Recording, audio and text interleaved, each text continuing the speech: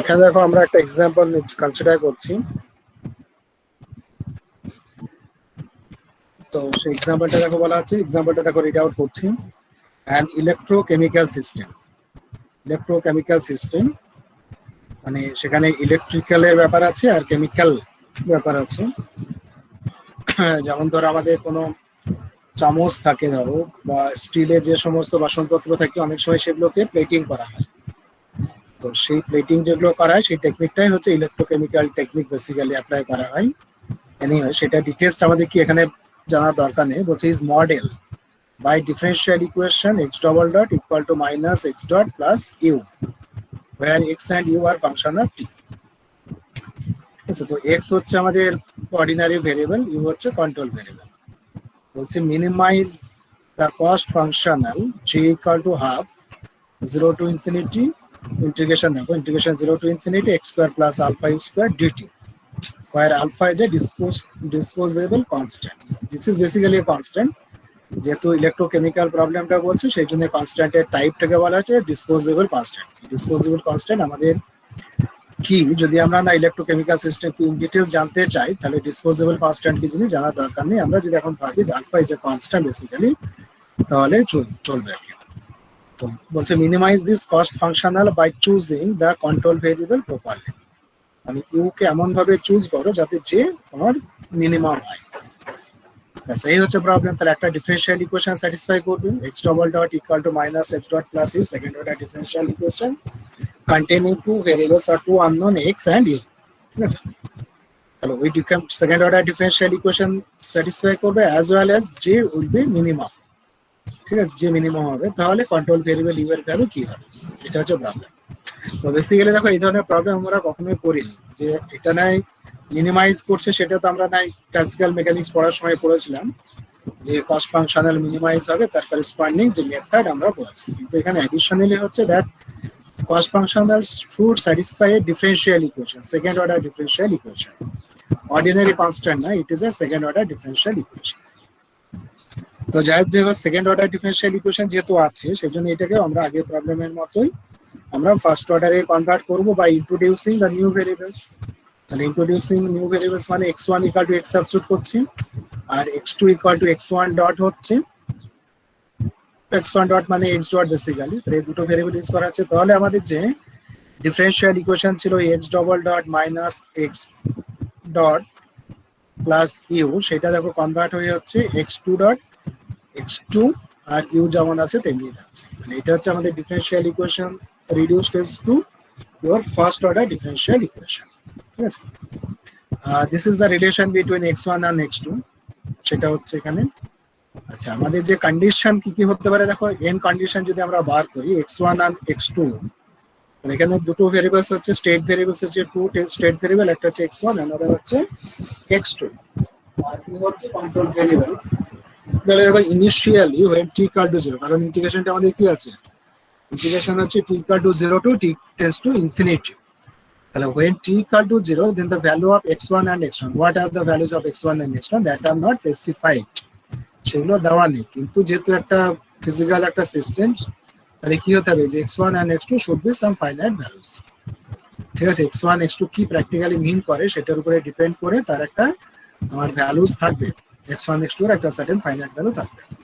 আবার কি হবে, যেহেতু একটা ফাইনাইট সিস্টেম যদি আমরা কনসিডার করি তাহলে কি হবে যে this also t tends to infinity তেও আমাদের x1 x2 এর ভ্যালু ফাইনাইট হতে হবে, ঠিক আছে। যখন t যখন লার্জ হয়ে যাবে তখন এটা ফাইনাইট হবে, t যদি ইনফিনিটি হয়ে যায় তাহলে সেগুলো হচ্ছে একটা নন ফিজিবল তোমার সিস্টেম জেনারেলি, বা নন স্টেবল সিস্টেম বোঝাবে। তো সেই জন্য আমরা কি করছি, যখন t equal to 0 and t equal to infinity then x1 and x2 should be finite, সেটা আমরা অ্যাসিউম করব।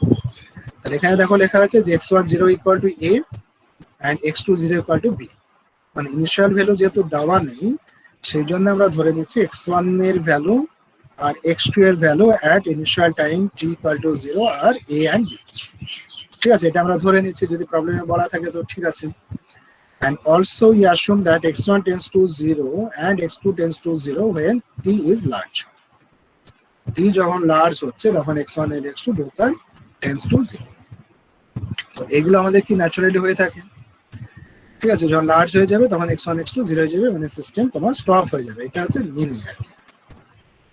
তাহলে দেখো আমাদের প্রবলেমটা কি দাঁড়াচ্ছে, এটা হচ্ছে আমাদের অবজেক্টিভ সরি কস্ট ফাংশনাল এটা দেওয়া আছে। এটা হচ্ছে একটা ধরো আমাদের constant second order differential equation যেটা দেওয়া ছিল, আর এটা হচ্ছে relation between the variables x1 and x2। তাহলে আমাদের দুটো কনস্ট্যান্ট আছে, একটা হচ্ছে কস্ট ফাংশনাল আছে। তাহলে আমরা কি করছি, এখানে অগমেন্টেড কস্ট ফাংশন আমরা কনসিডার করছি, augmented cost function with the help of Lagrange multiplier. ঠিক আছে, এটা কস্ট ফাংশন হবে with the help of Lagrange multiplier lambda and mu. যেহেতু দুটো কনস্ট্যান্ট আছে সেজন্য we have considered two Lagrange multiplier. So the augmented cost function j star equal to the first term যেমন আছে তেমনি আছে half x1 square alpha u x square ছিল, x square কে আমরা x1 square বলছি, alpha u square যেমন ছিল সেটা। তো এটা cost function যেমন ছিল তেমনি আছে, শুধু অ্যাডিশনালি আমাদের হচ্ছে lambda into ওই যে differential equation second order differential equation plus mu into another differential equation. তাহলে এখানে কি হচ্ছে, টোটাল আমাদের ভেরিয়েবলস হচ্ছে x1 x2 u, these are the state variables and control variables, and lambda and mu are the Lagrange multiplier. তাহলে আমাদের কি হবে, যে আমাদের যে অয়লার্স ইকুয়েশন আমরা লিখেছিলাম সেটা হচ্ছে Euler's equation for x1, Euler equation for x2, Euler equation for u and for lambda and mu। তাহলে দেখো এখানে অয়লার ইকুয়েশন ফর x1 যখন আমরা বার করছি তাহলে কি আসবে, del f del x1 minus ddt of del f del x1 dot equal to 0। তাহলে এটা যদি আমরা করি দেখো, তাহলে x1 ডট কোথায় আছে, এখানে x1 ডট কোথাও নেই, না এখানে এক জায়গায় আছে, শুধুমাত্র এখানে x1 ডট আছে আর কোথাও নেই। সেই জন্য x1 ডটের মানে শুধু x1 নেই, শুধু x1 এখানে আছে, তার জন্য একটা টার্মস থাকবে, আর x1 ডট এখানে আছে সেই জন্য একটা মিউ আসবে। তাহলে দেখো আমাদের del f del x1 যখন আসছে, ঠিক আছে, সেটা হচ্ছে আর del f del x1 dot আছে। তাহলে del f del x1 dot যদি আমরা বার করি, এটা হচ্ছে f, del f del x1 dot মানে হচ্ছে মিউ। ঠিক আছে, আর এখানে হচ্ছে কথা হবে এই টার্মের জন্য হচ্ছে তোমার 2x1, ফার্স্ট টার্মে আছে না del f del x1, del f del x1 মানে হচ্ছে 2x1, তাহলে 2x1 into half মানে x1 মাইনাস এখানে দেখো আছে x1, এটার জন্য del f del x1 এর জন্য x1 হলো, আর del f del x1 ডটের জন্য হচ্ছে মিউ, মিউর আবার ডেরিভেটিভ হবে, তাহলে মিউ ডট হচ্ছে রাইট হ্যান্ড সাইডে নিয়ে গেলে পজিটিভ মিউ ডট। তাহলে এটা হচ্ছে x1 equal to mu dot, এটা আমরা ফার্স্ট ইকুয়েশন থেকে পাচ্ছি। Similarly for second equation for x2 del f del x2 minus ddt of del f del x2 dot, এখানে দেখো del x2 ডট কোথায় কোথায় আছে, এখানে একটা del x2 ডট আছে, মানে এখান থেকে একটা ল্যামডা পাবে। আর del f del x2 চাইছি, x2 কোথায় আছে, এখানে x2 আছে, আবার এখানেও x2 আছে, দুই জায়গাতে x2 আছে। তাহলে সেই জন্য আমাদের দুটো দেখো আমাদের টার্মস আছে, আবার del f del x2 আছে সেই জন্য দুটো আছে, আর del f del x2 ডটের জন্য এটা, মানে এই যে ডিডিটি করে যেটা আছে সেটার জন্য এই ল্যামডা ডটটা হয়েছে, আর del f del x2 জন্য দুটো টার্ম পাওয়া যাবে, নিজে করবে ক্যালকুলেশন করলে দেখবে এটা পাবে। আর ইউ এর রেসপেক্টে যদি করি তাহলে হচ্ছে দেখো যে alpha u minus lambda equal to 0 পাওয়া যাবে। এখানেও দেখো দুই জায়গাতে আমাদের ইউ আছে, এখানে একটা ইউ আছে, ইউ স্কোয়ার আছে, আর এখান থেকে হবে twice half into twice alpha u, আর এখানে একটা ইউ মাইনাস ল্যামডা হবে। ঠিক আছে, সেইটা আমাদের ক্যালকুলেশন করলে আমরা পাচ্ছি lambda equal to alpha u. তাহলে এই তিনটে আমরা ইকুয়েশন পাচ্ছি, একটা হচ্ছে x1 equal to mu dot, আর একটা হচ্ছে lambda dot equal to lambda minus mu, আর হচ্ছে lambda equal to alpha u. This three equation along with two constants. যদি আমরা ল্যামডার মিউ রেসপেক্টে পার্শিয়াল ডেরিভেটিভ করি, অ্যাকচুয়ালি আমরা ওই কনস্ট্যান্ট দুটোই পাবো, সেই জন্য ল্যামডা আর মিউ রেসপেক্টে সেপারেটলি ডেরিভেটিভটা দেখাচ্ছি না। ঠিক আছে, এখানে তো হচ্ছে এই তিনটি ইকুয়েশন আমরা পেলাম। These are the three equations along with the constant, মানে দুটো কনস্ট্যান্ট আছে এটা মাথায় রাখবো আমরা। আর টোটাল আমাদের 5 ইকুয়েশনস আছে। এইবার কি করতে হবে, এখান থেকে আমাদের সলিউশন করতে হবে ফর x1 and x2। দেখো যে এই যে তিনটে ইকুয়েশন আমরা যেগুলো পেলাম বেসিক্যালি, সেই তিনটে ইকুয়েশন দেখো তার মধ্যে ল্যামডা মিউ এগুলোই বেশি আছে, তাই না? ভেরিয়েবলস এর চেয়ে x2 তো নেই, ল্যামডা মিউ এগুলোই আছে, কিন্তু এগুলো থেকে আমাদের কিন্তু x1 আর x2 আনতে হবে। আমাদের তো সলিউশন করা মানে হচ্ছে we have to find the value of x1 x2 mainly আমাদের উদ্দেশ্য হচ্ছে তো find the value of u, u এর ভ্যালুটা চাই। কোশ্চেনে যা বলা আছে তাতে আমাদের হচ্ছে we have to determine the value of value of u. কিন্তু শুধু ইউ বেরোবে না, সেই জন্য আমরা x1 x2 থ্রু দিয়ে বার করার চেষ্টা করবো। তো এইখানে দেখো আমরা কি করছি, এখানে আমাদের ধরো যেহেতু অঙ্কটা করার এক্সপিরিয়েন্স থেকে আমরা স্টার্ট করছি, এখান থেকে x4 x1 by dt4। Basically কি করা হবে, যে ল্যামডা মিউ যেগুলো আছে এই যে তিনটে ইকুয়েশনে ল্যামডা মিউকে এলিমিনেট করা হবে। এবার এই ল্যামডা মিউকে তুমি যে কোনো ভাবে এলিমিনেট করতে পারো। ল্যামডা মিউ যদি এলিমিনেট হয় তাহলে x1 x2 ইউ এদের মধ্যে একটা রিলেশন পাবে, এই হচ্ছে ব্যাপার। তো এইখানে ধরো একটা টেকনিক আমি বলছি ল্যামডা মিউকে এলিমিনেট করার, সেই টেকনিকটা না অ্যাপ্লাই করে তোমরা অন্যভাবেও আর কি ল্যামডা মিউকে অ্যাপ্লাই করতেই পারো, সেটা নিয়ে কোনো সমস্যা নেই। ঠিক আছে, অন্য কোনো টেকনিকও অ্যাপ্লাই করতে পারো। যেমন ধরো এখানে ল্যামডার ভ্যালু হচ্ছে আলফা ইউ, এখানে বসে দিলে আলফা ইউ ডট, তারপর এখানে মিউ এর ভ্যালুটা এখানে বসাতে পারো। হ্যাঁ, এরকম করে আমাদের আনতে পারি। এখানে কি করা হয়েছে দেখো, যে 4 ডেরিভেটিভ করা হয়েছে। 4 ডেরিভেটিভ করে আমরা লিখেছি d2 এখানে হচ্ছে ধরো যে dx1 d2x1 dt2, মানে এখানে দুটো ডেরিভেটিভ রাখা হচ্ছে। আর এখানে ধরো কটা থাকবে, দুটো ডেরিভেটিভ থাকবে, x1 কে ডবল ডেরিভেটিভ। তাহলে x1 কে একবার ডেরিভেটিভ করলে x2 পাওয়া যায়, সেই একটা ডেরিভেটিভ করে x2 লিখেছি, আর একটা ডেরিভেটিভ রেখেছি, থেকে গেছে। এই হচ্ছে ব্যাপার। তো এখানে দেখো কি d2 dt2 হলো, সেটাই থাকছে সেকেন্ড ডেরিভেটিভটা। আর এটা হচ্ছে x2 ডটের ভ্যালু আমাদের যে ডিফারেন্সিয়াল ইকুয়েশন দেওয়া ছিল সেখানে ছিল -x2 প্লাস e। তারপর এখানে দেখাচ্ছি যে আমাদের ডিফারেন্সিয়াল ইকুয়েশন এই যে এখানে লেখা আছে x2 dot equal to -x2 plus e। তাহলে একটা x2 ডট এখানে আমাদের আছে, সেই x2 ডটের পরিবর্তে আমরা x2 ডটের পরিবর্তে বসাচ্ছি -x2 প্লাস হলো। এরপর এটা সেপারেট করা হচ্ছে, x2 ডট করা হয়ে যাচ্ছে, এখানে দেখো সেকেন্ড ডেরিভেটিভ আছে, তাহলে এখানে dt2 অফ x2 ডট একটা ডেরিভেটিভ এখানে করছি, আর u কে দুটো ডেরিভেটিভ করে দাও। আবার দেখো আবার x2 ডটের যে ভ্যালু, x2 ডটের আবার যে ভ্যালু হচ্ছে -x2 প্লাস u, সেটা এখানে সাবস্টিটিউট করা হচ্ছে, মানে ডাইরেক্টলি ডেরিভেটিভ না করে আমরা ভ্যালুটা বসে দিচ্ছি। তাহলে আবার দেখো কি হচ্ছে dd2 অফ x2 মানে x2 dot minus u dot, এখান থেকে u ডট, আর এখানে হচ্ছে u ডবল। আর এখানে যদি আমরা x2 ডটের ভ্যালু না বসে করতাম তাহলে কি হতো, x2 ডবল ডট হতো, আর কিছু না। x2 ডবল ডট মানেই হচ্ছে আমাদের x1 ডবল ডট হয়, সেটা আমরা লিখতে পারি। তো এনিওয়ে আমরা এটা পেলাম। আচ্ছা, এইটা পাওয়ার পরে কি হচ্ছে দেখো, যে x2 ডট x2 মানে তো x1 ডট, সেটা বসিয়ে দেওয়া হচ্ছে। আর দেখো এখানে আমরা পেয়েছি ল্যামডা ইকুয়াল টু পাওয়া গেছে আমাদের হচ্ছে আলফা ইউ। মানে এখানে দেখো বেসিক্যালি এই পর্যন্ত যেটা আমরা করলাম, তাহলে লেফট হ্যান্ড সাইডে আছে x1 এর 4 ডেরিভেটিভ, রাইট হ্যান্ড সাইডে হচ্ছে x2 ডট আর u ডবল ডট, মানে ল্যামডা আর মিউ এলিমিনেট হয়ে গেছে। কিন্তু এমন একটা জিনিস পেলাম, এমন একটা ইকুয়েশন পাওয়া যাচ্ছে দেখো, সেটা হচ্ছে ফোর্থ অর্ডার ডিফারেন্সিয়াল ইকুয়েশন। কিন্তু কি আছে, কি কি ভেরিয়েবল আছে, x1 আছে, x2 আছে, u আছে, তাদের আবার ডেরিভেটিভ আছে, ফার্স্ট ডেরিভেটিভ, সেকেন্ড ডেরিভেটিভ। তো এই কোয়েশ্চন সলভ করা হচ্ছে টাফ, তাই না, মানে multiple dependent variable, 3 multiple dependent variables. তো সেটাকে সলভ করা যেহেতু টাফ, সেই জন্য আমরা কি করছি দেখো, আরেকটু প্রসিড করছি। এটাকে আমরা কনভার্ট করবো x1 এ কনভার্ট করবো, সেই জন্যই ইউ এর যে ভ্যালু দেখো, ইউ এর ভ্যালু হচ্ছে ল্যামডা বাই আলফা। যেখান থেকে পাচ্ছি ল্যামডা বাই আলফা, সেই ল্যামডা বাই আলফা বসানো হচ্ছে। ইউ ডট মানে হচ্ছে lambda dot by alpha, u double dot মানে হচ্ছে lambda double dot by alpha, সেটা আমরা বসাচ্ছি, সাবস্টিটিউট করছি। তাহলে এইখান থেকে দেখো 1 বাই আলফা কমন আসছে, তাহলে দাঁড়াচ্ছে দেখো সেকেন্ড টার্ম আর third term -1 by alpha common দিলে হচ্ছে derivative of lambda minus lambda. Lambda minus lambda dot মানে আবার কত, মিউ। তাহলে এখানে মিউ ডট হয়ে গেল, এটা মিউ ডট মানে আবার কত, x1। এই যে দেখো মিউ ডট মানে হচ্ছে x1। সেই যখন আমরা x1 সাবস্টিটিউট করে দিচ্ছি, মিউ ডটের পরিবর্তে, তাহলে ইকুয়েশনটা কি দাঁড়াচ্ছে, ইকুয়েশনটা দাঁড়াচ্ছে ইকুয়েশন অফ x1। এটা হচ্ছে x1 এর ইকুয়েশন আমরা কনভার্ট করতে পারলাম। যেহেতু x1 এর একটা ordinary differential equation of order 4, তাহলে 4 order differential equation with constant coefficient, যেটা লাকিলি লেখা হচ্ছে এটা তো fourth order differential equation of x1 fourth order, and coefficient কত আছে এখানে, মানে 1 -1 আর 1 by alpha, alpha is a constant, মানে fourth order differential equation with constant coefficient.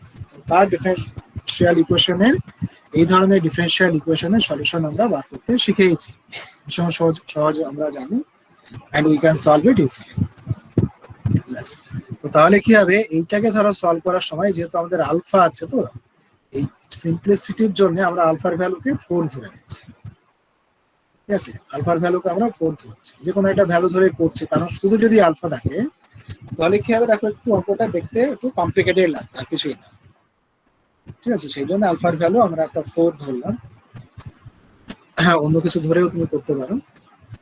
এবার দেখো আলফা রেখেও করতে পারো, সেটা কোনো প্রবলেমই না, আলফা রেখেও করা যাবে। তো যাই, এখানে হচ্ছে 4th অর্ডার ডিফারেনশিয়াল ইকুয়েশন, এবং এটা লাকিলি হচ্ছে এটা ফ্যাক্টরাইজ করা যাবে।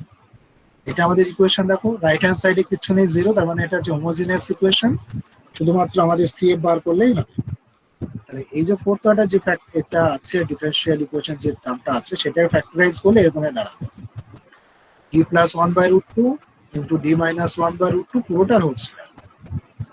ঠিক আছে, তো সেটা পাওয়া যাচ্ছে। তার মানে দেখো এখান থেকে যদি আমরা এ ধরে নিই না, এম ধরে আমরা করতাম, তাহলে যদি আমরা অক্সিলারি ইকুয়েশন লিখতাম তাহলে কি লিখতাম, m + 1/√2 whole square, m - 1/√2 whole square. তার মানে হচ্ছে m এর দুটো ভ্যালু হচ্ছে -1/√2, অ্যানাদার টু ভ্যালুস হচ্ছে +1/√2।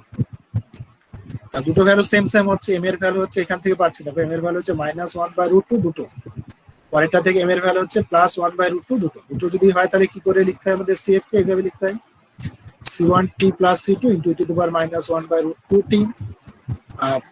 যে প্লাস ভ্যালুস গুলো হবে সেখানের জন্য আমরা লিখছি C3t + C4 * e to the power 1/√2t। তো এখানে যদি আমরা আলফায় রেখে দিতাম না, আলফায় যদি রাখতাম তাহলে কি হতো, দেখো আলফা মানে আমরা 4 ধরেছি, তার স্কয়ার রুট হচ্ছে 2, তার আবার রুট আছে, তার মানে যদি আমরা আলফা রাখতাম তাহলে এই যে 1/√2 আছে, এটা অ্যাকচুয়ালি হতো আলফা টু দি পাওয়ার 1/4। তো সেটা যদি আমরা আলফার ভ্যালু 4 না ধরে যদি আমরা আলফায় রেখে দিতাম তাহলে আমাদের কি আসতো, আলফা টু দি পাওয়ার 1/4 আসতো, রুট পরিবর্তে। তাহলে আলফা টু দি পাওয়ার 1/4 কে আমরা অন্য একটা কনস্ট্যান্ট ধরে নিতে পারতাম, সেই দুইটা, ওটা তো কনস্ট্যান্ট, আলফা কনস্ট্যান্ট, তাহলে 1/4 পাওয়ারও কি হতো, দ্যাট ওয়ান অলসো কনস্ট্যান্ট, সেভাবে লিখলেও পারা যেত, 4 ধরতেই হবে এমন কোনো মানে নেই। এনিওয়ে, তো এটা হচ্ছে সলিউশন, এই সলিউশনটা আমরা পেয়ে গেলাম, দেখো containing 4 unknown constant C1, C2, C3 and C4. Now we have to find the value of these 4 constants. তো এখানে ধরো আমাদের যে ইনিশিয়াল কন্ডিশন কি ধরা আছে, x1 and x2 at 0 equal to 0, x1 equal to a and x2 equal to b ধরা আছে। আর যখন t tends to infinity হবে তখন আমাদের ধরা আছে যে x1 tends to 0 and x2 tends to 0। এখানে দেখো আমাদের x2 আপাতত নেই, শুধু x1 আছে, আর x1 এর ভ্যালুর উপরে ডিপেন্ড করে আমরা যদি তোমার ওই কনস্ট্যান্ট গুলো বার করার চেষ্টা করি তাহলে কি দাঁড়াবে, দেখো শুধুমাত্র যদি আমরা x1 এর ভ্যালুর উপরে ডিপেন্ড করি তাহলে দেখো ফার্স্ট আমরা কি করছি, t tends to infinity তে আমাদের কি বলা আছে, t tends to infinity তে আমাদের বলা আছে যে t tends to infinity তে বলা আছে ফাইনাইট, তাই না, x1 একটু ফাইনাইট হবে বা tends to 0 হবে। তাহলে এখন দেখো যদি আমাদের t tends to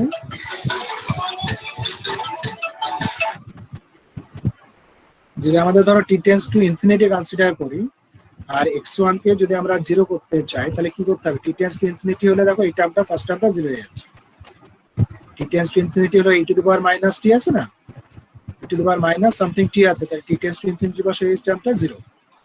কিন্তু এখানে যদি আমরা বসাই t tends to infinity, যেহেতু পজিটিভ পাওয়ার আছে তাহলে t tends to infinity বসালে এই টার্মটা ইনফিনিটি হয়ে যাবে। কিন্তু আমাদের কি হচ্ছে, x1 should be 0, x1 is a finite quantity and should be 0। তাহলে কি হতে হবে, যদি আমাদের যে কনস্ট্যান্ট C3 C4 আছে এইগুলোকে যদি আমরা 0 ধরে নিই তাহলে কি হবে, এই টার্মটা থাকবে না, C3 C4 কে যদি 0 ধরি, এটা তো আরবিটারি কনস্ট্যান্ট, C3 C4 যদি 0 হয়ে যায় তার মানে t tends to infinity বসাও এই টার্মটা থাকবেই না। তার মানে কি হবে, তার মানে ডিপেন্ড করবে এটার উপরে, আর t tends to infinity যদি হয় তাহলে ফার্স্ট টার্ম মানে C1t + C2 করে যে টার্মটা আছে সেটা 0, তার মানে x1 0 যেটা সেটা ভ্যালিড হবে। তার মানে when t tends to infinity, দেখো as x1 tends to 0, as t tends to infinity, we must have C4 equal to C3 equal to C4 equal to 0। এটা হলো এটা আমরা বাদ চলে গেল, অতএব আর ইনফিনিটি হওয়ার চান্স নেই, it should be finite and tends to 0। তাহলে C3 C4 0 হয়ে গেল, তাহলে আমাদের x1 equal to থাকছে এইটুকু, C1t + C2 into the power this term। হয়ে গেল। এবার আমাদের কি থাকছে, সি ওয়ান আর সি টু বার করতে হবে। তো তার জন্য দুটো কন্ডিশন আছে, একটা x1 at t equal to 0 হচ্ছে তোমার হচ্ছে a, R x2 at t equal to 0 হচ্ছে b।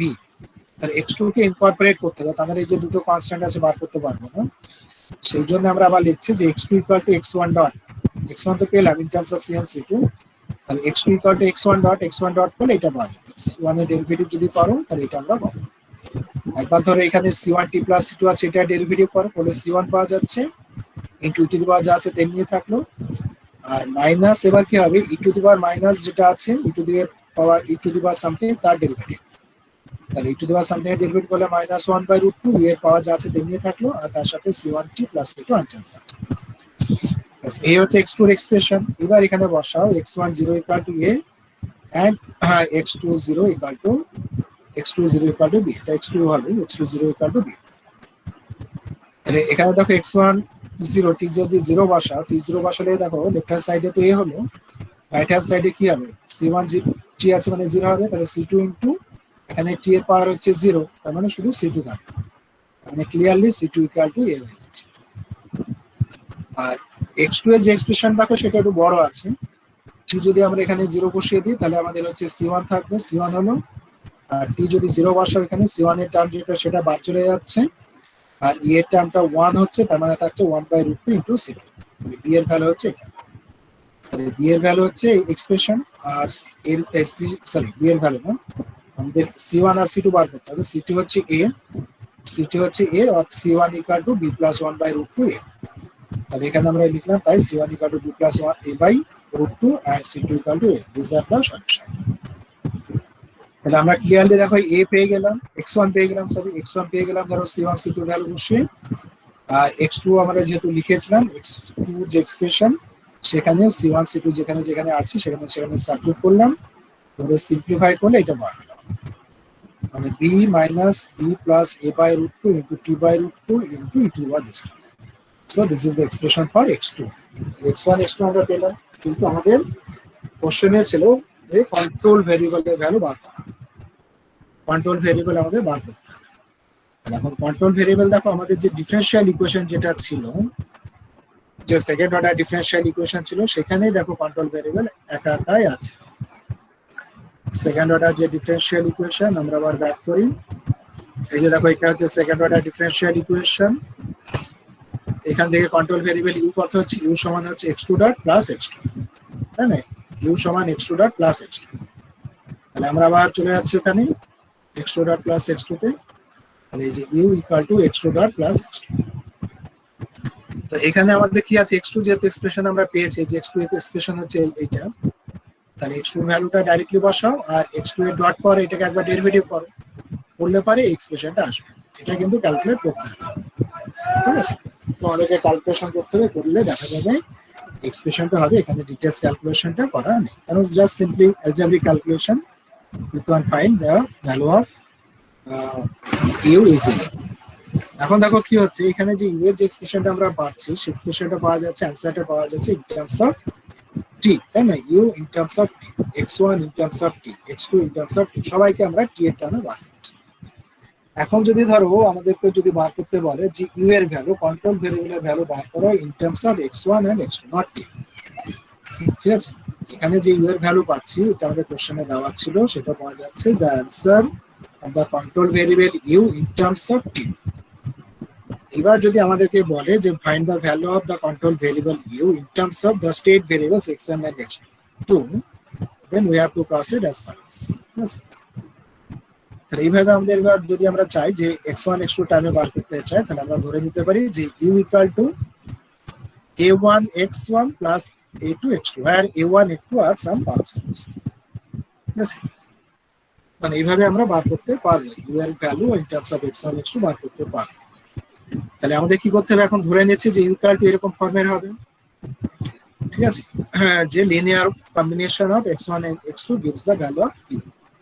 তাহলে এখানে এটা আমরা ধরলাম, ধরি ইউ এর যে এক্সপ্রেশন পেলাম, যে লিখেছি এক্সপ্রেশন ইউ এর এক্সপ্রেশন ইন টার্মস অফ টি, সেটা বসিয়ে দিচ্ছি, তারপরে a1 ইনটু x1 এর এক্সপ্রেশন পেয়েছি ইন টার্মস অফ টি, সেটা বসাবো, তারপরে হচ্ছে a2 ইনটু x2 আছে আমাদের, তাই না, x2 এর এক্সপ্রেশন বসাবো, বসিয়ে দেওয়ার পরে একটা বড় এক্সপ্রেশন আসবে, এখানে আমরা কি করব, comparing the coefficient of t and constant t এর আর কোএফিসিয়েন্ট অফ কনস্ট্যান্ট মানে দুটোই আছে। দেখবে যে যদি আমরা ইউ x1 x2 ভ্যালু যদি বসিয়ে দিই তাহলে ই টু দি পাওয়ার করে যে টার্মসটা সেটা দেবে বোথ সাইড থেকে ক্যান্সেল হবে।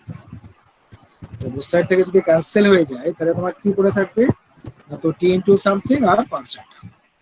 তো সেই যদি আমরা কম্পেয়ার করি দেখো তাহলে এইটা মনে হয় হচ্ছে যে এক্স এর যে টি এর যে কোএফিসিয়েন্ট, টি এর কোএফিসিয়েন্ট থেকে এটা পাওয়া গেছে।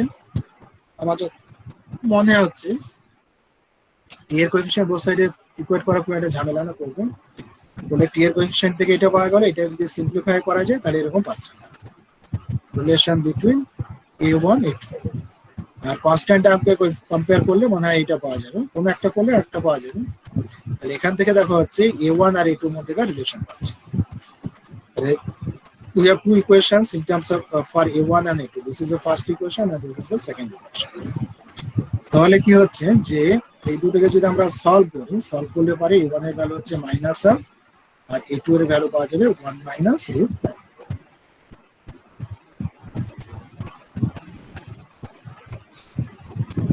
আচ্ছা এই জায়গাটাতে মনে হচ্ছে একটু মিস্টেক হতে পারে, এখানে যে ইকুয়াল টু আছে তো এটা একটু চেক করতে হবে, তো দেখতে হবে এটাতে একটু গন্ডগোল আছে মনে হচ্ছে। এটা হচ্ছে মনে হয় root two a2 into 1 minus root 2 এরকমের হতে পারে, এটা মনে হয় ইকুয়াল টু সাইন না হয়তো মাল্টিপ্লাই হতে পারে, সেটা একটু চেক করার ব্যাপার আছে। কিন্তু যাকে দুটো ইকুয়েশন আসবে, দুটো ইকুয়েশন যদি সলভ করি ফর a1 এন্ড a2 তাহলে a1 সমান হবে মাইনাস হাফ আর a2 ইকুয়াল হবে 1 মাইনাস।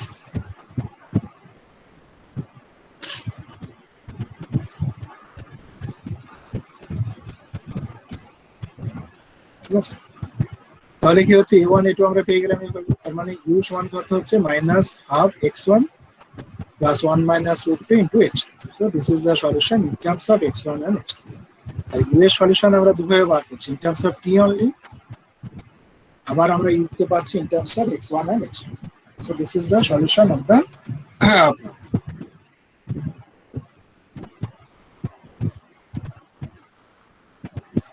ঠিক আছে, তাহলে এটা হচ্ছে এই প্রবলেমের সলিউশন। তাহলে এই ধরনের প্রবলেমে দেখবে এক্সামে অনেক সময় আসে, এই প্রবলেমটা খুব একটা কঠিন না, যেটা টাফ সেটা হচ্ছে ওই যে x1 x2 এর ভ্যালু যেটা আমরা বার করলাম দেখো এই এলিমিনেশন করে সেটা একটু কিন্তু কঠিন আছে।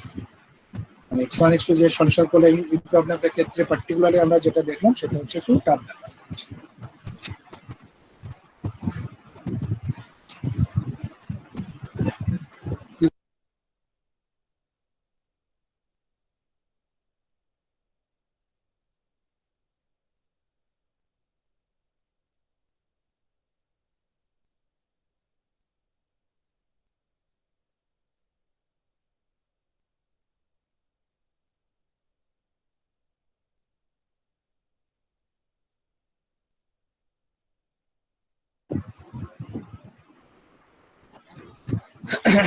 এটা হচ্ছে ধরো তাহলে দুটো আমরা প্রবলেম করলাম দেখো দুই ধরনের।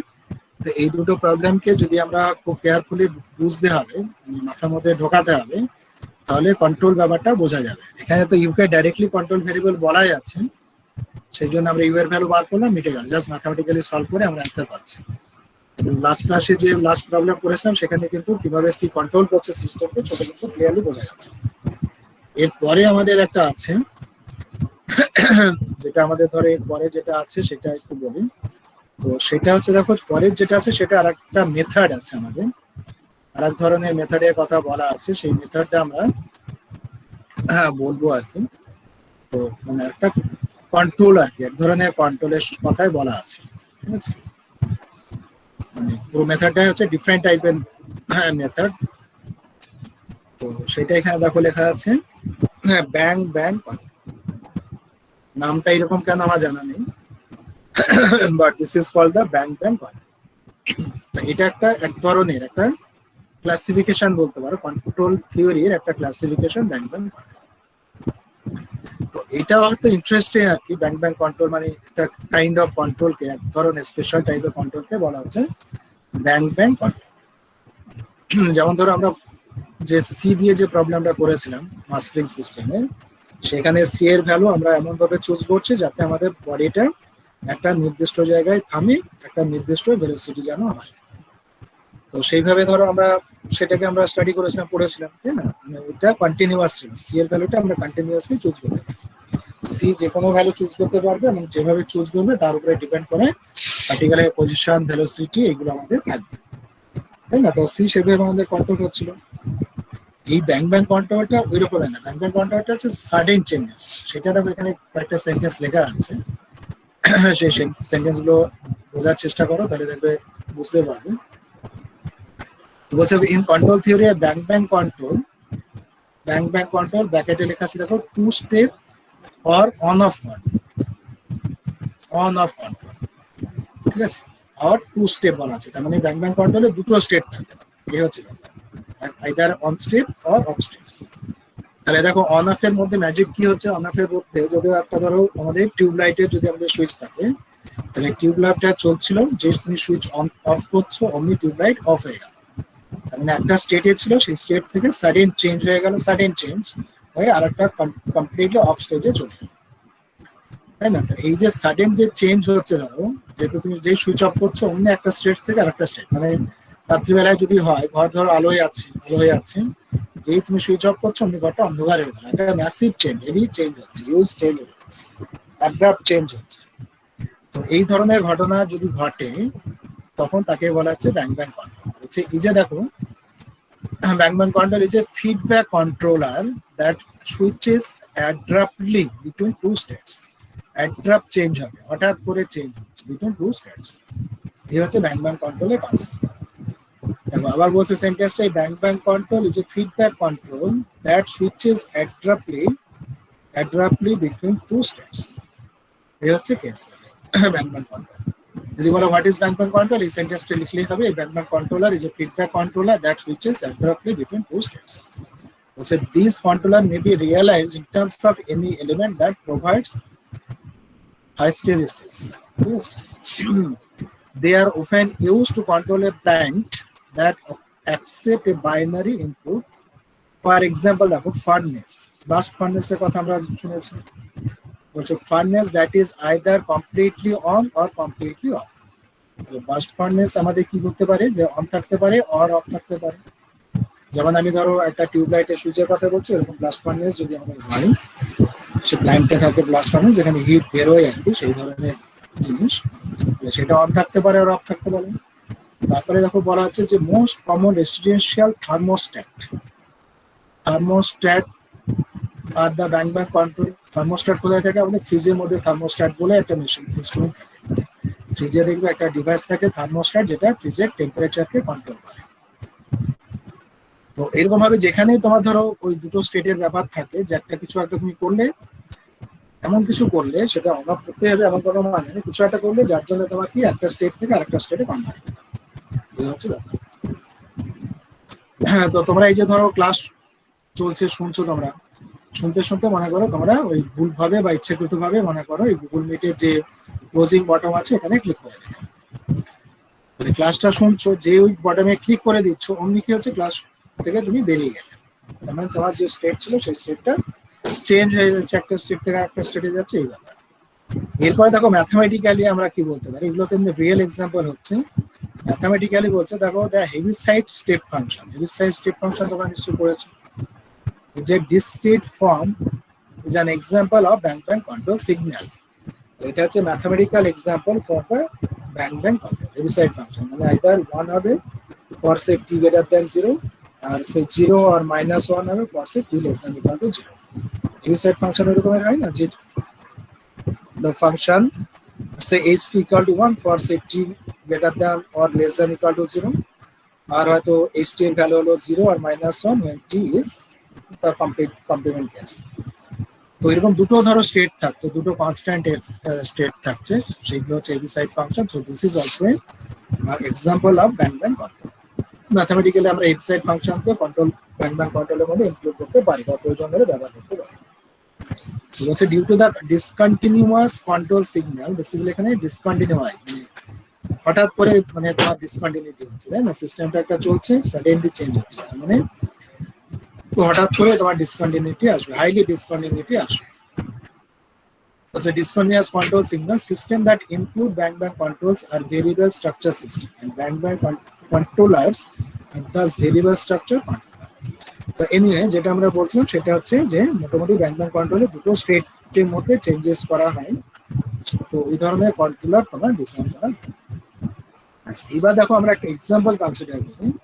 একটা এক্সাম্পল নিই, যে এক্সাম্পলের সাহায্যে আমরা সহজেই কিন্তু এই ব্যাকগ্রাউন্ড কন্ট্রোলটা আমরা সহজে বুঝতে পারবো। ঠিক আছে, একটা এক্সাম্পল আমরা কনসিডার করছি। দেখো সেই এক্সাম্পলটা হচ্ছে, এটা ছোট্ট আর কি এক্সাম্পল,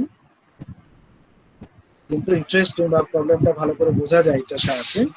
সেটা হচ্ছে দেখো যে একটা কার, কোশ্চেনটাতে দেখো এখানে প্রবলেমটা আমরা স্টেট করেছি, হচ্ছে এ কার ড্রাইভ ফ্রম,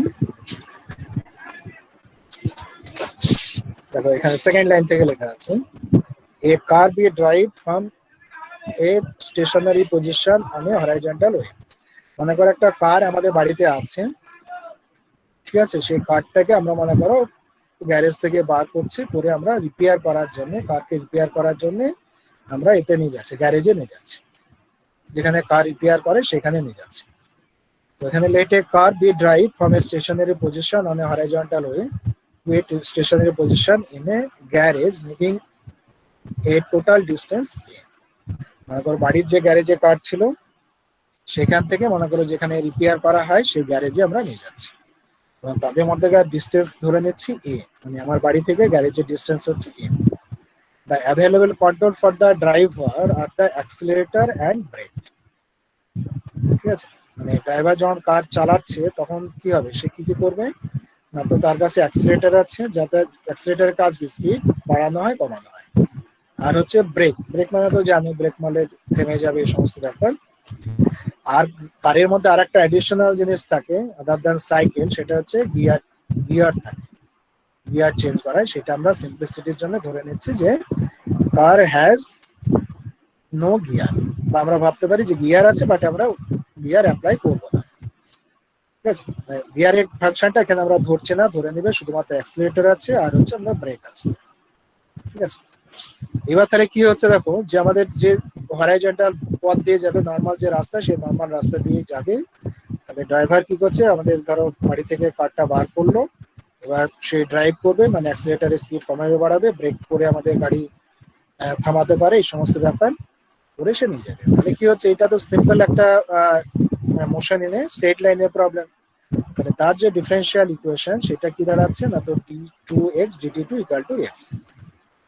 ঠিক আছে, তাহলে এখানে আমরা ধরে নিচ্ছি যে f equal to ft represents the acceleration, ft হচ্ছে অ্যাক্সিলারেশন অর ডিসেলারেশন। ঠিক আছে, অ্যাক্সিলারেশন অর ডিসেলারেশন সেটা আমরা বলছি। তাহলে অ্যাকচুয়ালি এখন নিউটন ল থেকে হলে কি হতো, একটা মাস থাকে, মাস আমরা ধরে নিচ্ছি মনে করো 1 ইউনিট। ঠিক আছে, সিম্পলিসিটির জন্য মাসটাকে আমরা 1 ইউনিট ধরে নিচ্ছি। মানে যা হয় না নিউটনস লতে একটা মাসের ফাংশন থাকে mx double dot equal two f, এটা ঠিক আছে, মাসকে 1 ইউনিট ধরা হচ্ছে। এবার কি হচ্ছে দেখো, এই যে আমাদের এফ আছে, এফটা হচ্ছে অ্যাক্সিলারেশন, মানে গাড়ির ম্যাক্সিমাম স্পিড। আর যদি ডিসেলারেশন হয় তাহলে কি হবে, তারও একটা ম্যাক্সিমাম ভ্যালু থাকবে, একটা মিনিমাম ভ্যালু থাকবে। মানে ম্যাক্সিমাম মিনিমাম কত তোমার ভ্যালুতে ডিক্রিজ করবে আর কি। মানে কি হচ্ছে, তুমি ধরো অ্যাক্সিলারেটর দিচ্ছ, অ্যাক্সিলারেটর দিলে কি হবে, তোমার গাড়ির স্পিড বেড়ে যাবে, তাই না, আস্তে আস্তে বাড়ছে, তার মানে দ্যাট ওয়ান অ্যাক্সিলারেট করছে। আর যদি ব্রেক দাও তাহলে তো গাড়ি তো ব্রেক মারার সঙ্গে সঙ্গে তো থাকবে না, তখন কি হয়, স্পিড কমে। মানে অ্যাক্সিলারেটর বাড়াচ্ছ, বাড়াতে বাড়াতে গাড়ির স্পিড বাড়ছে, এবার মনে করো অ্যাক্সিলারেটর বাড়াচ্ছ না, তুমি এবার ব্রেক মারলে, ব্রেক যদি তুমি অ্যাপ্লাই করো তাহলে কি হবে, গাড়ির স্পিড গ্র্যাজুয়ালি কমবে। তার মানে তখন সেটা হচ্ছে তোমার মন্দন তৈরি হচ্ছে, ডিসেলারেশন তৈরি হচ্ছে। তাহলে সে যে ডিসেলারেশন তৈরি হচ্ছে সেটা কিন্তু আমরা কি করি, তার সাইনকে মাইনাস ধরি, আমরা ভাবি হয়তো যে negative acceleration, but this is the different thing, তাই না। অনেক সময় কি হচ্ছে, অ্যাক্সিলারেশনের ডিরেকশন থাকে, যেহেতু ভেলোসিটি হচ্ছে আমাদের কি হচ্ছে, ভেলোসিটি যে ভেক্টর কোয়ান্টিটি, তাহলে acceleration is also vector quantity, তাই না, কারণ ভেলোসিটি ডেরিভেটিভ হচ্ছে অ্যাক্সিলারেশন। তো মাইনাস অ্যাক্সিলারেশন মানে কিন্তু ম্যাথমেটিক্যালি মাইনাস অ্যাক্সিলারেশন মানে অনেক সময় অপোজিট ডিরেকশন বোঝায়। আর ডিসেলারেশন মানে কিন্তু আলাদা জিনিস, ডিসেলারেশন মানে হচ্ছে তার ভ্যালুটা কমছে, স্পিড কমছে, সেটা কিন্তু ব্যাপার। তো একটু একটু মানে ব্যাপারটা ক্লিয়ার করতে হবে তোমাদের, যে মাইনাস অ্যাক্সিলারেশন মানেই কিন্তু ডিসেলারেশন না। তো এই নিয়ে ব্রেক দেওয়ার পরে ধরো কারের যে স্পিড কমে যায়, আস্তে আস্তে যে স্পিডটা কমছে সেটা হচ্ছে ডিসেলারেশন। তো এবার তাদের যে বাউন্ডস আর কি, সেই বাউন্ডস কি হচ্ছে, the maximum acceleration and maximum description থাকবে, সেগুলোকে আমরা ধরে নিচ্ছি যে এইরকম মাইনাস আলফা থেকে বিটা পর্যন্ত। তাহলে বিটা হচ্ছে ম্যাক্সিমাম পসিবল অ্যাক্সেলারেশন, আর আলফা হচ্ছে যে ম্যাক্সিমাম পসিবল ডিসক্রিপশন, মানে সবচেয়ে কত কম তোমার ব্রেক দেওয়ার পরে সবচেয়ে কত তোমার কত ডিসক্রিপশন থাকবে আর কি, ম্যাক্সিমাম কত ডিসক্রিপশন আসবে, ঠিক আছে। কিন্তু ডিসক্রিপশন যেহেতু নেগেটিভ কোয়ান্টিটি হয় সেই জন্য মাইনাস লেখা হচ্ছে, minus alpha less than equal to ft less than equal to beta. So this is the bound for ft, আর কিছু না। ফিজিক্যালি বিটা হচ্ছে অ্যাক্সিলারেশন, ম্যাক্সিমাম অ্যাক্সিলারেশন, আর মাইনাস আলফা হচ্ছে তোমার হচ্ছে যে লোয়েস্ট তোমার ডিসক্রিপশন। এই হচ্ছে ব্যাপার। তাহলে if lies between these two values, এবার বলছে now the problem is to solve the equation 6, এই যে আগের ইকুয়েশনটাকে আমরা সলভ করলে subject to the constant 7, এগুলো এই যে এটা আমাদের হচ্ছে ডিফারেনশিয়াল ইকুয়েশন, আর কনস্ট্যান্ট হচ্ছে এরকম দুটো কনস্ট্যান্ট থাকছে যে f is greater than equal to minus alpha and f is less than equal to beta. এবার দেখো আমরা এখানে একটু লিখছি আর কি যে x0 ইকুয়াল টু কত আসবে, x0 ইকুয়াল টু 0, মানে যখন t ইকুয়াল টু 0 ডিসপ্লেসমেন্ট কত 0, তাই না। গ্যারেজ থেকে যখন বার করছে সেটা তো starting position, that means x should be 0 and t equal to 0।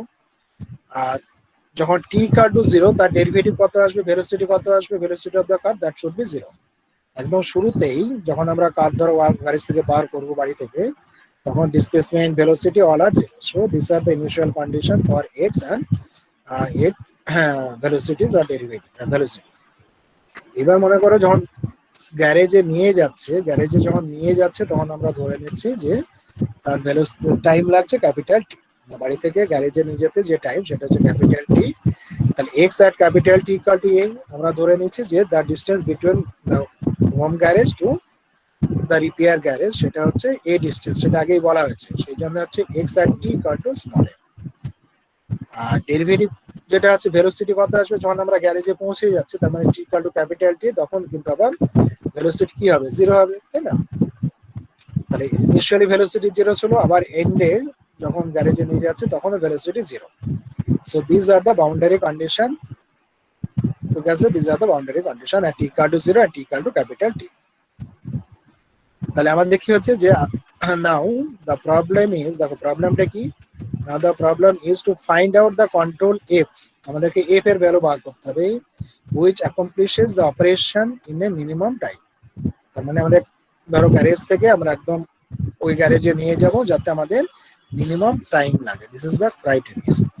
we have to find the control variable f such that the total time travel time is minimum। ঠিক আছে, প্রবলেমটা বুঝতে পেরেছো, ট্রাভেল টাইম তাহলে মিনিমাম হবে যাতে আমাদেরকে F কে বার করতে হবে। তার মানে দেখো যে তুমি ধরো গ্যারেজ থেকে গাড়ি বার করলে, মনে করো তুমি 10 কিলোমিটার পার আওয়ার স্পিডে তুমি গাড়িটাকে চালাচ্ছ, চালিয়েও নিয়ে যেতে পারো। কেউ ধরো 50 কিলোমিটার স্পিডে চালাচ্ছিস তাও হতে পারে, 60তেও যদি কেউ স্পিডে নিয়ে যায় তাও হবে। কিন্তু যেহেতু আমাদের টাইম মিনিমাম লাগবে, তার মানে আমরা কি চাইবো যে ম্যাক্সিমাম কত স্পিডে চালানো যায় গাড়ি সেটাই দেখবো।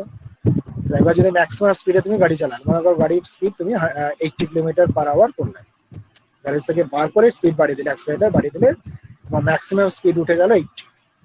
তাহলে 80 স্পিডে তো আর তুমি গ্যারেজ অব্দি যেতে পারবে না, তাই না। গ্যারেজ অব্দি তো 80 স্পিডে থাকবে না, তোমাকে তো স্পিড তো কমাতে হবে যাতে গ্যারেজে গিয়ে তোমার স্পিড 0 হয়। গ্যারেজ ক্রস করে গিয়ে যদি আবার ভেলোসিটি 0 হয়ে যায় তাহলে কি হচ্ছে, সেটা তো আবার মিনিংলেস। তোমার কোনো স্পিডে যাচ্ছ, যেতে যেতে যেখানে তোমার ব্রেক দিলে পারে তোমার যে গাড়িটা ওই যে রিপেয়ার গ্যারেজে গিয়ে থামবে, সেই থামতে গেলে তোমাকে একটা অ্যাপ্রোপ্রিয়েট জায়গাতে ব্রেক অ্যাপ্লাই করতে হবে। তো অ্যাপ্রোপ্রিয়েট জায়গায় যদি তুমি ব্রেক অ্যাপ্লাই না করতে পারো, তাহলে দেখা যাবে যে গাড়িটা তোমার আইদার গ্যারেজের আগে থেমে গেল কিংবা গ্যারেজের পরে গিয়ে থামলো, এই হতে পারে। তার মানে আমাদের যেহেতু মিনিমাম টাইম, তাহলে আমাদের এম থাকবে ম্যাক্সিমাম অ্যাক্সিলারেশনে নিয়ে যাওয়া, ম্যাক্সিমাম স্পিডে চালানো। সেই জন্য ম্যাক্সিমাম অ্যাক্সিলারেশন কত বলা আছে, বিটা বলা আছে, তাহলে সেটা আমাদের আছে। হ্যাঁ, তাহলে আমরা কি করবো না, তো ম্যাক্সিমাম স্পিডে আমরা চালাবো, যার আপার বাউন্ড হচ্ছে অ্যাক্সিলারেশনের আপার বাউন্ড হচ্ছে বিটা, এবং আমরা অ্যাপ্রোপ্রিয়েট জায়গাতে গিয়ে, অ্যাপ্রোপ্রিয়েট ডিস্টেন্সে গিয়ে বা অ্যাপ্রোপ্রিয়েট টাইমে গিয়ে আমরা ব্রেক অ্যাপ্লাই করবো যাতে গাড়ির স্পিডটা আস্তে আস্তে ডিসক্রিপশন হতে হতে তোমার একবার 0 হয়ে যায়। তো এই হচ্ছে আমাদের প্রবলেম। আমাদের কি করতে হবে, টাইমকে মিনিমাইজ করতে হবে। সেই জন্য আমরা এখানে একটা টাইমের এক্সপ্রেশন লিখেছি, দেখো যে that travel time should T can be expressed as this one. T কে আমরা 0 to t dt করে লিখতে পারি। dt মানে আবার এরকম ডিটি ডিএক্স ইন্টু ডিএক্স করে লিখছি। আবার এই ডিটি ডিএক্স কে 1/dx dt করে লেখা হলো, মানে 1 dx dt মানে হচ্ছে 1/v। তাহলে এটা হচ্ছে আমাদের দেখো একটা ফাংশনাল আমরা বার করছি, তাহলে কি হচ্ছে না, তো we have to choose velocity v such that t is optimum, তাই না? ট্রাভেল টাইমটা অপটিমাম হবে, তাহলে আমাদের কি করতে হবে, ভি কে চুজ করতে হবে।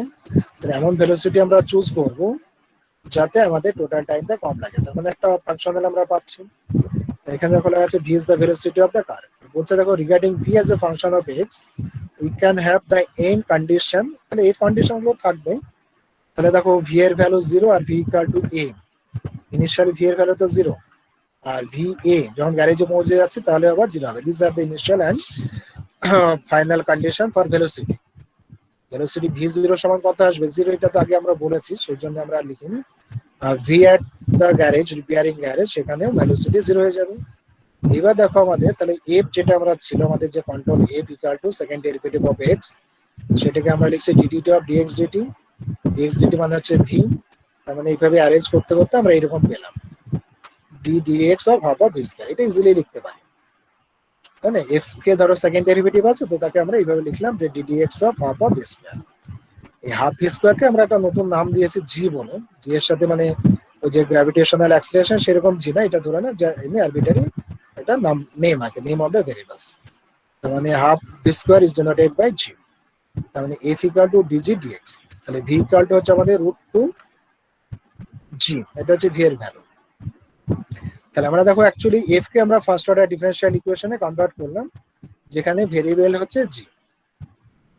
তাহলে জি এর যদি আমরা ইনিশিয়াল ফাইনাল ভ্যালু বার করতে চাই, তাহলে ভি এর ইনিশিয়াল ফাইনাল ভ্যালু থেকে আমরা পাবো। তাহলে দেখো জি যখন 0 ইনিশিয়ালি, তখন কত হচ্ছে, জি 0। আবার যখন আমাদের টার্মিনাল টাইম হচ্ছে, তখন জি এর ভ্যালু হচ্ছে 0। তাহলে আমাদের যে ধরো ক্যাপিটাল টি সমান আমরা লিখেছিলাম 1/ভি, সেটা সমান আমরা পাচ্ছি 1/√2g। ওই ইকুয়েশনকে ইনকর্পোরেট করলে করে ভি কে আমরা 2g তে কনভার্ট করে লিখলাম। তাহলে জি অ্যাট 0 তে 0 এন্ড জি অ্যাট এ তেও 0, তাই না? ওটা ভি এর সাথে যেহেতু কানেক্টেড, তাই। Also we have f equal to dg dx, তার মানে এই একটা ইকুয়েশন আমরা পেলাম। তার মানে আমাদের কি দেখো, এই যে জি কে মিনিমাম করতে হবে, তার মধ্যে আমাদের ফাংশনালের মধ্যে জি থাকছে, G is a variable quantity not constant. কারণ এই যে দেখো ডিজে ডিএক্স আছে, তার মানে এক্স হচ্ছে, জি হচ্ছে ফাংশন অফ এক্স। আর এফ আর জি এর মধ্যে যে রিলেশন সেটা হচ্ছে এইটা। তার মানে কি হচ্ছে যে আমাদের প্রবলেমটা কি দাঁড়াচ্ছে, আবার problem is to find the control variable F, control variable F which minimizes the functional T. এই হচ্ছে প্রবলেম। প্রবলেমটাকে আমরা ওইভাবে কনভার্ট করে ফেললাম। তাহলে টি কে মিনিমাইজ করবো, টাইমকে মিনিমাইজ করতে হবে, আর আমাদের করেসপন্ডিং এফ বার করবো, এটা হচ্ছে প্রবলেম। এবার দেখো কি করা আছে, এই আমাদের দেখো আরেকবার দেখো, তাহলে এটা হচ্ছে ফাংশনাল, ইকুয়েশন নাম্বার 10 হচ্ছে ফাংশনাল, তাকে মিনিমাইজ করব। ইকুয়েশন 10 হচ্ছে আমাদের একটা constant, that one represents the relation between F and G. আর কি আছে আমাদের, আর আছে আমাদের যে ওই যে বাউন্ডস গুলো, এফ এর যে বাউন্ডস, একটা হচ্ছে আলফা, মাইনাস আলফা, আর একটা হচ্ছে বিটা। তাহলে আমাদের অ্যাকচুয়ালি কি ছিল, ইনইকুয়ালিটি ছিল দেখো। তাহলে minus alpha less than equal to f ছিল, সেটাকে আমরা লিখলাম এ প্লাস আলফা। মাইনাস আলফাটাকে পাশে নিয়ে গেলাম, এ প্লাস আলফা হলো। আর যেটা ছিল যে F less than equal to beta, তো সেটাকে যদি আমরা বিটার উপাশে নিয়ে যাই, তাহলে কি হবে, মাইনাস বিটা হবে। তাহলে মাইনাস বিটা প্লাস আলফা, এবার এদের প্রোডাক্টটা হবে পজিটিভ। হিসাব করে দেখো যে এফ মাইনাস আলফা, মানে minus alpha less than equal to F, তার মানে 0 less than equal to F plus alpha, মানে positive, F plus alpha is a positive. আবার কি হচ্ছে দেখো, minus F less than equal to beta, তার মানে 0 less than equal to beta minus alpha. তার মানে আমাদের হচ্ছে এ প্লাস আলফা, এটা হচ্ছে positive quantity, minus A plus beta এটা হচ্ছে পজিটিভ কোয়ান্টিটি। তাহলে কি হবে, তাহলে তাদের যে প্রোডাক্ট, সেই প্রোডাক্টটাও হচ্ছে পজিটিভ। তাহলে প্রোডাক্টটা হচ্ছে পজিটিভ আর কি, সেই প্রোডাক্টটাকে আমরা জেড স্কোয়ার ধরে নিলাম। এই পজিটিভের জন্য স্কোয়ারটা লিখেছি, আর কিছু না, শুধু জেড ধরলেও হতো। তার মানে ওই যে আমাদের যে দুটো ধরো আমাদের কনস্ট্যান্ট আছে, ইনইকুয়ালিটি যে কনস্ট্যান্ট, সেই কনস্ট্যান্টটাকে আমরা এইভাবে এক্সপ্রেস করছি। বুঝতে পারছো, যে এই যে এফ এর উপরে যে কনস্ট্যান্ট ছিল, যে বাউন্ডারি ছিল, একদম প্রথমে লিখেছিলাম আমরা, এই যে বাউন্ডারি ইকুয়েশন নাম্বার 7, সেই বাউন্ডারিটাকে আমরা তোমার লিখলাম ওইভাবে, ইনইকুয়ালিটি কনস্ট্যান্ট, এটা তো বেসিক্যালি ইনইকুয়ালিটি কনস্ট্যান্ট। সেই ইনইকুয়ালিটি কনস্ট্যান্টকে আমরা ইকুয়ালিটি কনস্ট্যান্টে এইভাবে লিখে দিলাম, জেড করে লিখে দিলাম, but it is actually inequality constant. এবার দেখো আমাদের অগমেন্টেড কস্ট ফাংশন এরকমই দাঁড়াচ্ছে। এটা তো ধরো আমাদের টি এর যে ভ্যালুটা সেটা এটাই ছিল, এটা হচ্ছে ডিজি ডিএক্স মাইনাস এফ বলে যে কনস্ট্যান্ট সেটা ল্যামডা দিয়ে মাল্টিপ্লাই করা হলো, আর জেড স্কোয়ার করে যেটা আমরা লিখলাম যে আর একটা ইকুয়ালিটি কনস্ট্যান্ট বললাম সেটাকে ল্যামডা দিয়ে মিউ দিয়ে মাল্টিপ্লাই করা হলো। তাহলে এখানে হচ্ছে ল্যামডা মিউ হচ্ছে ল্যাগ্রাঞ্জ মাল্টিপ্লায়ার। আর f and z both are control variable, কিন্তু শুধু এফটা না, কারণ হচ্ছে দেখো এখানে যে আমাদের আলফা বিটা এগুলো ছিল না, এগুলো তো আমাদের ইনইকুয়ালিটি কনস্ট্যান্ট ছিল, তো সেটাও কিন্তু জেড এর উপরে ডিপেন্ড করবে, সেজন্য Z is also your control variables. এবার তাহলে কি হচ্ছে দেখো যে আমাদের অয়লার যে ইকুয়েশন সেটা আমরা বার করছি ফর জি, জি এর জন্য অয়লার ইকুয়েশন, যেখানে এফ মানে হচ্ছে ক্যাপিটাল এফ বলতে যেটা আমরা বুঝি সেটাই এটা। এবার জি এর জন্য যদি অয়লার ইকুয়েশন হয় del f del g minus ddx of del f del g dash equal to 0, তাহলে এটাকে ডেরিভেটিভ করে যে ক্যাপিটাল এফ যেটা আছে এটাকে ডেরিভেটিভ করলে ইকুয়েশনটা পাওয়া যাচ্ছে, ইকুয়েশন নাম্বার 10 আমরা 12 আমরা পাচ্ছি। তারপরে এফ এর জন্য স্মল এফ এর জন্য যদি আমরা বার করি ল্যাগ্রেঞ্জ ইকুয়েশন, তাহলে এই ইকুয়েশনটা পাচ্ছি ইকুয়েশন নাম্বার 13। ঠিক আছে, ওগুলো ডেরিভেটিভ করে করে সব চেক করবে। তারপরে জেড এর জন্য আমরা যদি বার করি তাহলে এটা পাবো 2 মিউ জেড, তাহলে এই তিনটি ইকুয়েশন আমরা পাচ্ছি ফর 3 ইকুয়েশনস, 3 কন্ট্রোল ভেরিয়েবলস আছে আমাদের, তিনটে ভেরিয়েবলস আছে তাদের জন্য। আচ্ছা এবার দেখো কি হচ্ছে ইকুয়েশন নাম্বার 14 যেটা আছে দেখো লাস্ট ইকুয়েশন, এখানে কি হবে আইদার মিউ 0 আর জেড 0, তাই না? মিউ আর জেড যে কোনো একটা 0 হবে। যদি মিউ 0 হয় তাহলে দেখো এখানে ইকুয়েশন নাম্বার 13 এর কাছে ল্যামডা 0, এখানে দেখো মিউ যদি 0 হয়ে যায়, এখানে মিউ এখানে মিউ এখানে মিউ আছে, মানে ল্যামডা 0, তো দুটোই যদি আমাদের 0 হয়ে যায় ল্যাগ্রেঞ্জ মাল্টিপ্লায়ার, তাহলে সেটা কি হবে, সেটা অ্যাকচুয়ালি আমাদের ধরো অ্যাকসেপ্টেবল হবে না। তাছাড়াও দেখো বলছে দেখো if mu equal to 0 then from 13 lambda equal to 0, then from 12 দেখো 12 এ কি আছে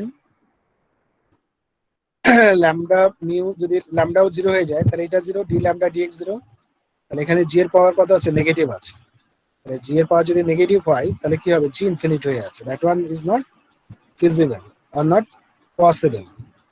তো সেই জন্য কি করা হচ্ছে, হ্যাঁ জি ইনফিনিটি হয়ে যাচ্ছে, not possible, it is not the feasible things. তার মানে কি হবে আমাদের এই যে মিউ 0 সেটা হবে না, তাহলে মিউকে 0 ধরা যাবে না, তার মানে কি হবে জেড 0 হতে পারে। তাই বলছে as V will be 0 if extends to infinity. আচ্ছা ওইটা ইনফিনিটি হয়ে গেলে কি হবে সেটা বলা হচ্ছে, তো এটা ইনফিনিটি হওয়া চলবে না বাস। তার মানে কি হচ্ছে যে mu not equal to 0 and z equal to 0। এবার যদি জেড 0 হয় তাহলে কি হচ্ছে দেখো, জেড যদি 0 হয়ে যায় তার মানে আমাদের জেড স্কোয়ার মানে তো এটা ছিল, জেড স্কোয়ার মানে এটা ছিল, তার মানে আমাদের জেড এর ভ্যালু হচ্ছে জেড স্কোয়ার 0 হয়ে গেল, তার মানে এফ এর ভ্যালু হবে either minus alpha or beta. তার মানে আমাদের কি হতে হবে না, তো আমাদেরকে স্পিড এফ বিটা হওয়া মানে কি স্পিড ম্যাক্সিমামে নিয়ে যেতে হবে, এফ মাইনাস আলফা হওয়া মানে কি ম্যাক্সিমাম আমাদের ডিসপ্লেশন হতে হবে, এই হচ্ছে কেস।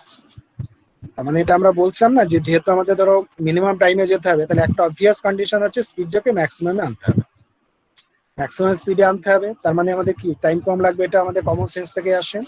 তো সেটা এখানে আমরা পাচ্ছি দেখো এফ ইকুয়াল টু বিটা যদি তুমি নিয়ে এসো তাহলে আমাদের ম্যাক্সিমাম অ্যাক্সিলারেশনে নিয়ে আসতে পারে, টোটাল টাইম কম লাগবে সেটাও আসছে। আর যেহেতু আমাদের আবার ভেলোসিটি 0 করে দিতে হবে, তার মানে আমাদের ম্যাক্সিমাম ডিসপ্লেশনও দরকার হবে, ও যে ব্রেকটা অ্যাপ্লাই করবো সেটাও যেন ম্যাক্সিমাম ব্রেক অ্যাপ্লাই করা হয়। কিন্তু কোশ্চেন হচ্ছে যে কখন আমরা সেই ব্রেকটা অ্যাপ্লাই করবো সেটা হচ্ছে ব্যাপার। তো যাক এখানে এত এত কথা লেখা আছে, তারপর বলছে যে hence from the nature of the problem we may conclude that initially, দেখো কনক্লুশনটা কি হচ্ছে, যেহেতু এফ এর ভ্যালু আমাদের মাইনাস আলফা অর বিটা, সেই জন্য বলছে initially maximum acceleration beta is applied, তার মানে আমরা ম্যাক্সিমাম অ্যাক্সিলারেশন অ্যাপ্লাই করব, and then after certain time T equal to tau, কিছুক্ষণ পরে সেই টাইমটা আমরা এখন বার করব, after certain time T equal to tau the maximum displacement should be minus alpha. তার মানে কি হচ্ছে ম্যাক্সিমাম স্পিডে গাড়িটাকে চালাবে আর ম্যাক্সিমাম ব্রেক অ্যাপ্লাই করবে, এই হচ্ছে প্রবলেমটার কথা। কোথায় কোন সময় না, তো টি টাউ টাইমে, এই যে টাউ টাইমে আমরাই করবো, মানে গ্যারেজ থেকে বার করে যত স্পিডে সম্ভব গাড়ির স্পিড বাড়িয়ে দেবো, ম্যাক্সিমাম স্পিডে আসবে এবং হঠাৎ করে এমন একটা ব্রেক অ্যাপ্লাই করবো আফটার সার্টেন টাইম টাউ, যে ম্যাক্সিমাম ব্রেক অ্যাপ্লাই করবো যাতে আমাদের গাড়িটা একদম গ্যারেজে এসে থামে। এক্স্যাক্টলি গ্যারেজ শেষে থামার জন্য এই যে টাইম, কোন সময় আমাদের ম্যাক্সিমাম ব্রেক অ্যাপ্লাই করবো সেটা ইম্পর্টেন্ট। ঠিক আছে, তাই বলছে তাই ইকুয়েশনটা তাহলে আমাদের কি দাঁড়াচ্ছে যে এফ ইকুয়াল টু বিটা হবে। বিটাটা কোন টাইমের ইন্টারভ্যালের মধ্যে থাকবে, 0 থেকে টাউ, মানে বাড়ি থেকে যখন বের হচ্ছে 0 টাইম, স্পিড আমাদের ম্যাক্সিমাম হচ্ছে, ম্যাক্সিমাম অ্যাক্সিলারেশনে গাড়িটা আসছে, আস্তে আস্তে আস্তে টাউ টাইম পর্যন্ত আসবে। এবার টাউ টাইমে কি হবে, ব্রেক, হঠাৎ করে ব্রেক দিয়ে দেওয়া হলো, তাহলে মাইনাস আলফা হচ্ছে সেই ডিক্সিলারেশন বা ব্রেক অ্যামাউন্ট অফ ব্রেক, তাহলে সেইটা কতক্ষণ ধরে চলবে, সেই যে ডিক্সিলারেশন হচ্ছে সেটা একদম গ্যারেজে আসা পর্যন্ত ওই স্পিডে আসবে। ডিক্সিলারেশন আমাদের যে টাইম থাকছে সেই টাইমটা নিয়েই, সেই স্পিডটা নিয়ে, ডিক্সিলারেশন যে স্পিড মানে আস্তে আস্তে ভেলোসিটি কমবে, সেইটা আমাদের বহাল থাকছে একদম গ্যারেজে আসা পর্যন্ত। তাই টি এর ভ্যালু হচ্ছে টাউ থেকে ক্যাপিটাল টি অবধি। তাই এটা হচ্ছে ভ্যালু অফ এফ, এটা হচ্ছে ভ্যালু অফ এফ। ঠিক আছে, তাহলে এফ আমরা পেয়ে গেলাম। এবার যদি এক্স বার করতে চাও তাহলে কি হবে, ইন্টিগ্রেট করলেই হবে, কারণ সেকেন্ড ডেরিভেটিভ মানে তো এফ। তাহলে একবার যদি ইন্টিগ্রেট করি, দেখো যে ডিএক্স ডিটি ইকুয়াল টু বিটি আর মাইনাস আলফা টি প্লাস সাম কনস্ট্যান্ট, এই কনস্ট্যান্টটাকে এমন ভাবে আমরা লিখেছি দেখো যে কনস্ট্যান্ট এগুলো থাকবে, এখানেও একটা কনস্ট্যান্ট হবে, এখানেও কনস্ট্যান্ট হবে। সেই কনস্ট্যান্টের ভ্যালু যদি আমরা টি ইকুয়াল টু 0 বা টি ইকুয়াল টু টাউতে বার করি, টি ইকুয়াল টু 0 তে এখানে বার করবো, আর টি ইকুয়াল টু ক্যাপিটাল টি তে বার করবো, কনস্ট্যান্টের ভ্যালু বার করলে এগুলো আসবে। মানে এটার ক্ষেত্রে কনস্ট্যান্টের ভ্যালু 0 এসে যাবে, আর এইটার ক্ষেত্রে টি ইকুয়াল টু যখন ক্যাপিটাল টি বসাবে তখন কি হবে, এখানে ভ্যালুটা আসবে তোমার এই কনস্ট্যান্টটা আলফা টি আসবে। এই হচ্ছে ব্যাপার। আবার যদি এটাকে ইন্টিগ্রেট করো তাহলে কি হবে, এটা half T beta square, sorry half beta T square, এখানে যে কনস্ট্যান্ট আসবে সেটাও 0 আসবে, কেন না, তো টি ইকুয়াল টু 0 তে এক্স হচ্ছে 0 হবে, তাই কনস্ট্যান্ট 0 এখানে। আর এখানে টি ইকুয়াল টু ক্যাপিটাল টি তে তোমার এক্স ইকুয়াল টু হবে এ, তাহলে সেইভাবে আসলে পরে আমাদের এক্সপ্রেশনটা কনস্ট্যান্টের ভ্যালু এরকমের আসবে, মানে এখানে কনস্ট্যান্টটা বার করে বসে দেওয়া আছে। তাহলে এটা হচ্ছে এক্স এর এক্সপ্রেশন। ঠিক আছে, তার মানে হচ্ছে displacement at any time T, at any time T তে ডিসপ্লেসমেন্ট কত সেটা আমরা পেয়ে যাচ্ছি যে কোনো টাইম ইনস্ট্যান্ট, যার মানে 0 থেকে টাউ পর্যন্ত আমাদের হচ্ছে তোমার, এটা হচ্ছে তোমার এক্স এর ভ্যালু বার করার ফর্মুলা, আর টাউ থেকে ক্যাপিটাল টি ডিউরেশনের জন্য এক্স এর ভ্যালু বার করার ফর্মুলা হচ্ছে এটা। ঠিক আছে, কিন্তু আমাদের হচ্ছে মেইন ইম্পর্টেন্ট থিংস হচ্ছে we have to find the value of tau, tau বার করতে হবে। এই যে যেখানে আমাদের ডিসকন্টিনিউটি আছে সেই ডিসকন্টিনিউয়াস পয়েন্ট টাউ আমাদের বার করতে হবে। এবার এখানে দেখো যে টাউ এর ভ্যালু বার করার জন্য আমরা কি বলছি, বলছি xt and dxdt must be continuous at t equal to tau, তাই না? কারণ ধরো আমাদের কি হচ্ছে যে এই যখন ধরো ডিস্টেন্সটা আমাদের কি হচ্ছে, মনে করো আমরা 1 কিলোমিটার চালিয়েছি টাউ পর্যন্ত, টাউ টাইম পর্যন্ত 1 কিলোমিটার চালাচ্ছি, তার মানে টাউ টাইম থেকে আবার যখন পরের ইন্টারভেলে আমরা ঢুকছি, ফার্স্ট ডিউরেশনে মনে করো 0 থেকে টাউ টাইম পর্যন্ত, টাউ টাইমে at the end of tau or the tau যখন আমাদের টাইম অ্যাটেন্ড করছে তখন মনে করো আমাদের 1 কিলোমিটার চালানো হলো। টাউ মনে করো যে 1 ঘন্টা, 1 আওয়ার 60 মিনিট, টাও যদি ধরো 1 আওয়ার হয় তাহলে 1 ঘন্টাতে আমরা 2 কিলোমিটার গেলাম মনে করো। ঠিক আছে, কথার কথা আমরা 2 কিলোমিটার গেলাম যখন টাউ ইকুয়াল টু 1 আওয়ার হচ্ছে। এবার যখন আবার সেকেন্ড টাইম ইন্টারভেলে ঢুকছি, তার মানে কি হচ্ছে, সেই সময় সেই যে ট্রানজাকশন সময়, সেই সময়তে তো আমাদের যা ডিস্টেন্স আমরা গেছি সেটাতেই আছি, তাই না? শুধুমাত্র টাইমটা আমাদের সেকেন্ড ইন্টারভেল থেকে তখন ক্যালকুলেট করতে শুরু হবে। সেই জন্যই distance and velocity both should be continuous and equal to tau. এই কন্টিনিউটি করতে গেলে এক্স কে যখন কন্টিনিউটি করবে তখন এক্সপ্রেশনটা পাচ্ছ, দুটো থেকে আমাদের ধরো এক্স এর ভ্যালু বার করা হচ্ছে, বার করে বসানো হচ্ছে, আর এটা হচ্ছে ভেলোসিটি যেটা আছে, ভেলোসিটি যদি এক্সপ্রেশন সেখানে টাউ এর ভ্যালু বসানো হচ্ছে। তার মানে দেখো এখানে টি এর ভ্যালু টাউ বসাও আর এখানে টি এর ভ্যালু টাউ বসাও, বসে দুটোকে সমান করো, আর এক্স এর যে এক্সপ্রেশন এখানে হাফ বিটা টি স্কোয়ার, এখানে টি এর ভ্যালু টাউ বসাও আর পরেরটাতে টি এর ভ্যালু টাউ বসাও, স্মল টি এর ভ্যালু টাউ বসাও, বসে দুটোকে সমান করো, তাহলে কন্টিনিউটি পাচ্ছি। ব্যাস, এই যে আমাদের তাহলে কন্টিনিউটি হচ্ছে, যদি সলভ করো, এই সলভ করলে পারে স্মল টি এর ভ্যালু, টাউ এর ভ্যালু এটা পেয়ে যাচ্ছে, দুটোকে সলভ করলে আমরা টাউ এর ভ্যালু এটা পেলাম, এটা অ্যাকচুয়ালি আলফা হবে, 2 alpha by beta into alpha plus beta. আর ক্যাপিটাল টি এর ভ্যালু পাবে, মানে কত সময় লাগবে গ্যারেজে আসতে সেটাও কিন্তু আমাদের কখনো বলা নেই, আমরা টি টাইম লাগবে বলেই করেছি, সেটারও ভ্যালু আমরা পেয়ে যাচ্ছি এক্সপ্রেশনটা। তার মানে এই হচ্ছে আমাদের মানে টাউ, মানে কোন সময়তে তুমি ব্রেক অ্যাপ্লাই করবে সেটা এক্সপ্রেশন থেকে পাওয়া যাচ্ছে, আর টোটাল টাইম কত লাগবে, ট্রাভেল টাইম কত লাগবে সেটা এটা পাচ্ছ, and this should be minimum time. ঠিক আছে, যে ক্যাপিটাল টি আমরা যে প্রসেসে বার করলাম তাতে আমরা দেখতে পাচ্ছি এটা হচ্ছে মিনিমাম, এর চেয়ে কম সময়ে আর কিন্তু আসবে না।